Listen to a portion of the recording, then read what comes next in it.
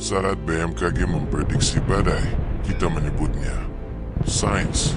Saat analis Wall Street memprediksi harga saham, kita menyebutnya analisis data. Tapi mengapa saat leluhur Jawa memprediksi probabilitas nasib, watak, dan jodoh berdasarkan pengumpulan data ratusan tahun, kita malah menyebutnya klinik? Kalian telah dibohongi oleh stigma.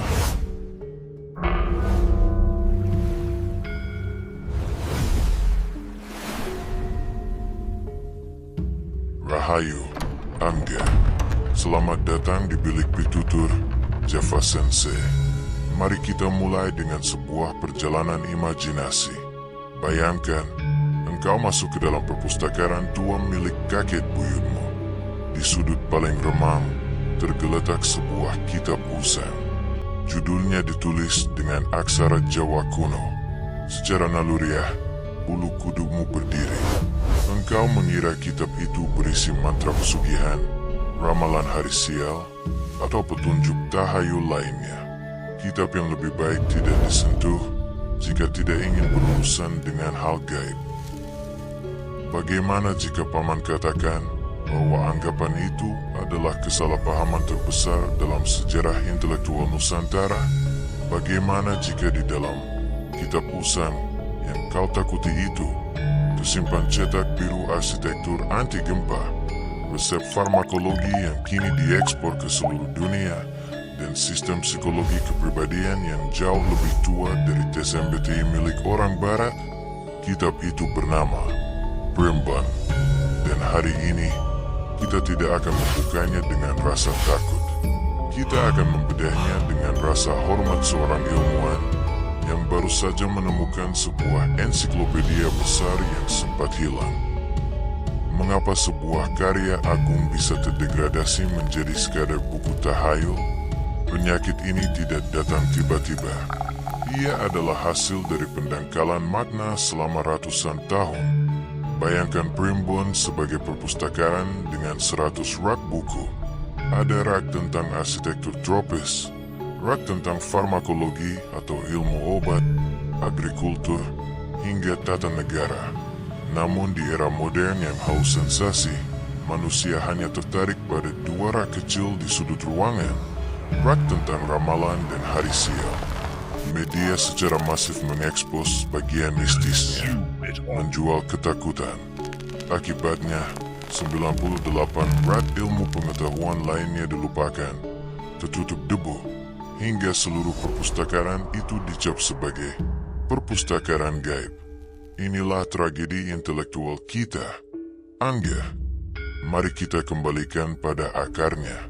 Kata Primbon berasal dari bahasa Jawa, imbu atau ngimbu. Artinya, menyimpan, mengumpulkan, atau memeram ilmu.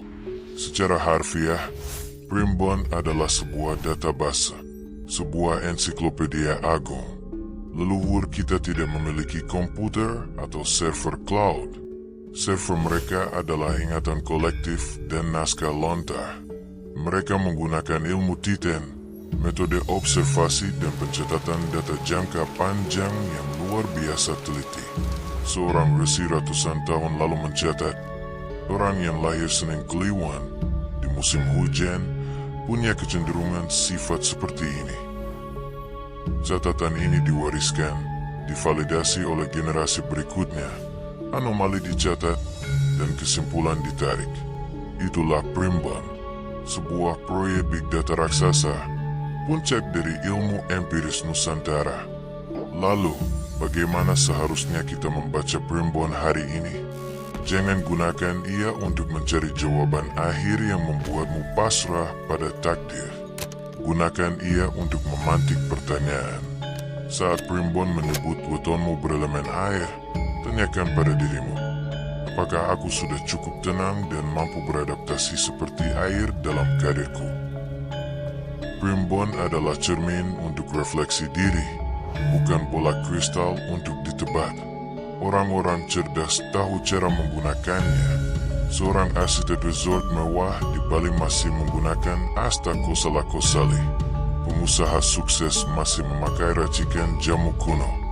Mereka tidak percaya secara buta, tapi mereka mengambil saripati logikanya. Angga, anakku, jangan hakimi kitab dari sampulnya.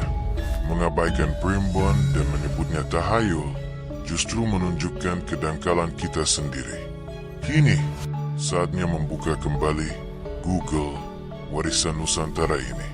Kami telah menerjemahkan algoritma kuno tersebut ke dalam genggamanmu. Unduh aplikasi JavaSense di Google Play Store sekarang. Mulailah petakan watak, arah rezeki, dan harmoni asmaramu secara logis. Berhentilah tersesat. Jika video ini membuka pikiranmu, klik tombol like, subscribe, dan tulis di kolom komentar, "Aku siap menyelami algoritma Nusantara." Mugi Rahayu, Sagung Dumadi.